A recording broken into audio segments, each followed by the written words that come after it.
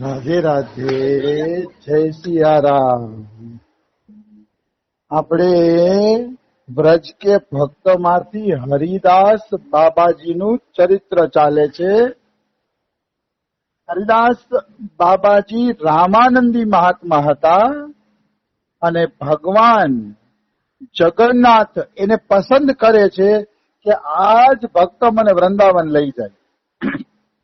જગન્નાથ ભગવાનને વૃંદાવન આવવું છે, પણ કોના ભેગું જાય? ભક્ત ભેગું જ જાય, બીજે તો જાય નહીં. એમ તો વૃંદાવનમાં રામાનંદી મહાત્મા હતા આ હરિદાસ, એને ભગવાન જગન્નાથે કીધું કે તું મને વૃંદાવન લઈ જાય, કે મારે વૃંદાવન આવવું છે. આટલા બધા કૃષ્ણ ભક્ત હતા, એકેય કૃષ્ણ ભક્તને પસંદ ન કર્યા અને રામાનંદી મહાત્માને પસંદ કર્યા. વારંવાર હું આ વાત એટલા માટે લઉં છું કે ભગવાન પાસે સંપ્રદાયિક ભેદ નથી. બિલકુલ સંપ્રદાયનો ભેદ નથી. ભક્ત એટલે ભક્ત. ભગવાન માટે તો રામાનંદી હરખાન, કૃષ્ણાનંદી હરખાન, બધાય ભક્ત હરખાય. હા, ભગવાનને કોઈ ભેદ હોતો નથી. ભેદ તો કેવલ મનુષ્યનો બનાવેલો છે. આવી વસ્તુ છે. તો આ રામાનંદી મહાત્મા પૂછે છે કે મહારાજ, ભગવાન જગન્નાથ તમારે વ્રજમાં આવવું છે, એ વાત તો સાચી, પણ આવડા મોટા જગન્નાથના વિગ્રહ મને થોડા કોઈ આપશે? હું તમને કઈ રીતે લઈ આવીશ અહીંયાથી? હા, આવડા મોટા વિગ્રહ કઈ મને તો એમને કોઈ આપી દેવાનું નથી, તો હું કઈ રીતે અહીંયા લઈ આવું તમને?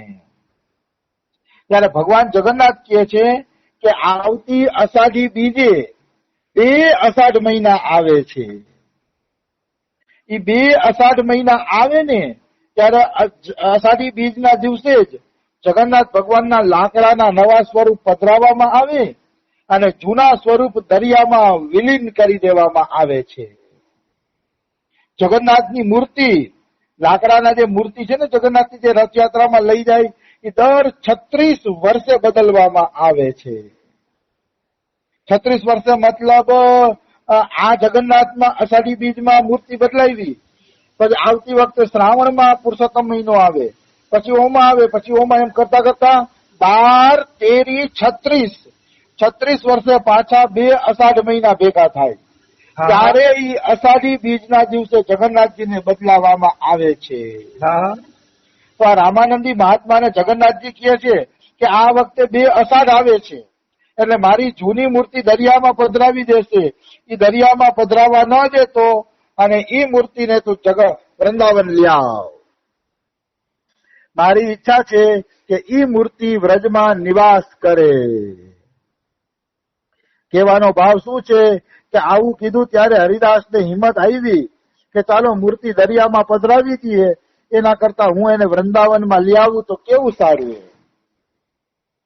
એટલે હરિદાસને આ પ્રકારનો ભાવ થયો અને ભગવાનની આજ્ઞા થઈ.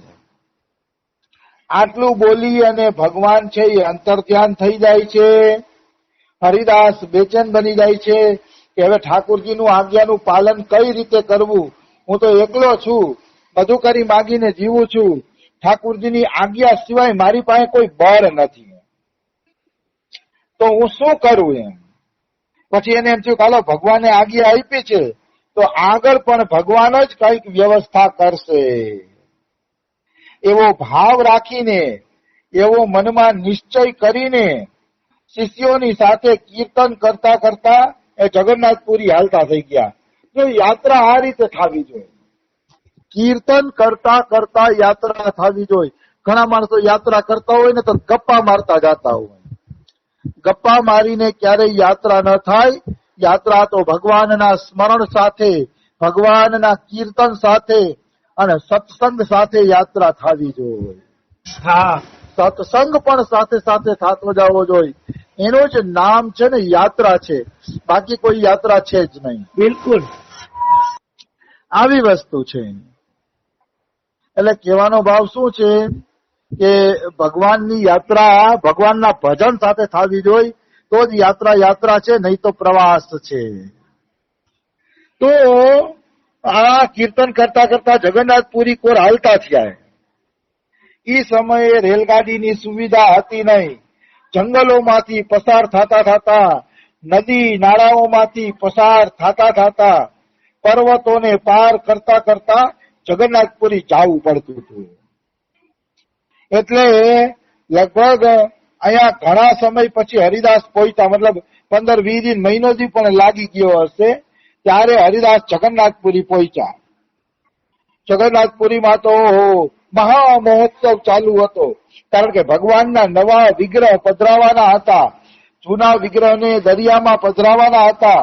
એટલે કરોડો માણસોની મેદની ભેગી થઈ હતી, કરોડો ભક્તો ભેગા થયા હતા આ ઉત્સવનું નિરીક્ષણ કરવા માટે. 4 દિવસ પછી 36 વર્ષમાં અષાઢ મહિનાના જગન્નાથ ભગવાનને બદલવાના હતા, એટલે મહા અભિષેકનો યોગ હતો, મતલબ અભિષેક કરવાના હતા. એ અભિષેકના દર્શન માટે લાખો માણસો આવેલા હતા. હરિદાસજી જગન્નાથપુરી પહોંચ્યા છે, ઉત્સવના દર્શન કર્યા છે.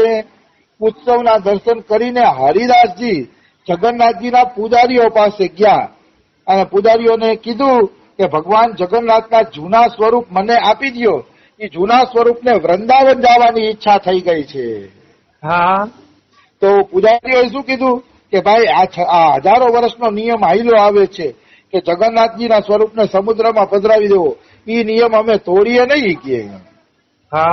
એ નિયમ ન તોડીએ, અમે કેવી રીતે આપી દઈએ કે તમે રાજાને જઈને મળો, રાજા આ મંદિરની વ્યવસ્થા કરે છે. જો સંકટ આવે છે, કસોટીઓ આવે છે, કાંઈ માયગા અને તરત વિગ્રહ ન મળી ગયા, કસોટી આવી, રાજા પાસે જશે, રાજા ના પાડશે. કસોટી કરીને ભગવાન છે ને ભક્તોને સુખ આપે છે. અને કસોટી જરૂરી છે, કારણ કે તરસ લાગે તો જ પાણીની મીઠાશની ખબર પડે.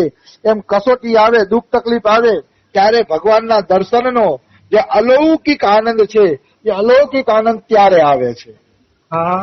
ત્યારે જીવની થોડી ઘણી કસોટી થાય છે ત્યારે એને અલૌકિક આનંદ આવે છે. આનંદ માટે કસોટી જરૂરી છે, કારણ કે દુઃખ આવે તો જ સુખની કિંમત થાય. જો સંસારમાં બધા માણસ સુખી હોય તો સુખની કોઈ કિંમત થાય નહીં. આ બધી વસ્તુ ધ્યાનમાં રાખવા જેવી છે. આવી વસ્તુ છે. તો આ હરિદાસ રાજા પાસે ગયા તો રાજાએ જોયું કે હરિદાસનું મુખમંડળ તેજોમય છે. હરિદાસજી કોઈ તેજસ્વી મહાત્મા છે, એટલે એને સાષ્ટાંગ દંડવત પ્રણામ કર્યા રાજાએ. અને રાજા બોલ્યા, બોલો મહાત્માજી, શું કારણે અહીંયા આવવાનું થયું? કોઈ અમારે લાયક કઈ કામ હોય તો બતાવો. ત્યારે હરિદાસ કહે છે કે ભગવાન જગન્નાથના જૂના વિગ્રહ મને આપી દો, મારે એને વૃંદાવન લઈ જવા છે. તો રાજા હું કહે છે, મહારાજ, ભગવાનની આજ્ઞા તમને થઈ છે પણ મને તો નથી થઈ ને. મને જ્યાં સુધી ભગવાન આજ્ઞા ન આપે ત્યાં સુધી હું આ વિગ્રહ તમને આપી જ કેવી રીતે શકું? કારણ કે મને તો આવી કોઈ આજ્ઞા થઈ નથી, અને આજ્ઞા વગર હું આપી દઉં. આ હજારો વર્ષનો નિયમ હાલે છે સમુદ્રમાં પધરાવાનો, તો હું આજ્ઞા વગર તમને આપી દઉં અને કાંઈક ઊંધા ચતું થઈ જાય જગન્નાથપુરીમાં તો બધા મારો દોષ કાઢે કે રાજાએ ઓલા વિગ્રહ આપી દીધા ને એટલે જગન્નાથપુરીમાં ઊંધા ચતું થયું. તો આ વર્ષો જૂનો રિવાજ તોડવાની શક્તિ રાજા કે મારી અંદર નથી. હું આ વર્ષો જૂનો રિવાજ તોડી શકું એમ નથી, એટલે તમે મને ક્ષમા કરો, મને માફ કરો. હું તો આ વિગ્રહ તમને આપી શકું એમ નથી. રાજાએ ના પાડી દીધી. હવે હરિદાસ પાસે એક જ બળ હતું ભગવાનની આજ્ઞાનું, કે ભગવાને આજ્ઞા આપી છે કે તું લઈ આવ. એટલે એને ભગવાનનું બળ હતું કે અવશ્ય ભગવાન આમાંથી પણ કોઈ રસ્તો કાઢી દેશે. એને એક જ બળ, કારણ કે હરિદાસની અહીંયા કોઈ ઓળખાણ તો હતી નહીં, લાગવગ તો હતી નહીં. એને એક જ બળ હતું ભગવાનની આજ્ઞાનું કે પ્રભુએ આજ્ઞા આપી છે તો કોઈને કોઈ રસ્તો કાઢી દેશે. એટલે હરિદાસે રાજાને કીધું કે હે રાજાજી, તમે મને વિગ્રહ ના આપો તો કાંઈ નહીં, પણ એટલું યાદ રાખજો કે જગન્નાથના વિગ્રહ દરિયામાં પધરાવશો ત્યારે મારું શરીર પણ હું દરિયામાં પધરાવી દઈશ. હા હું મરી જાય શીખીએ, કાં તો અહીંથી વિગ્રહ લઈને જઈશ અને કાં તો જગન્નાથજી ભેગા પ્રાણ વિસર્જન કરી દઈશ.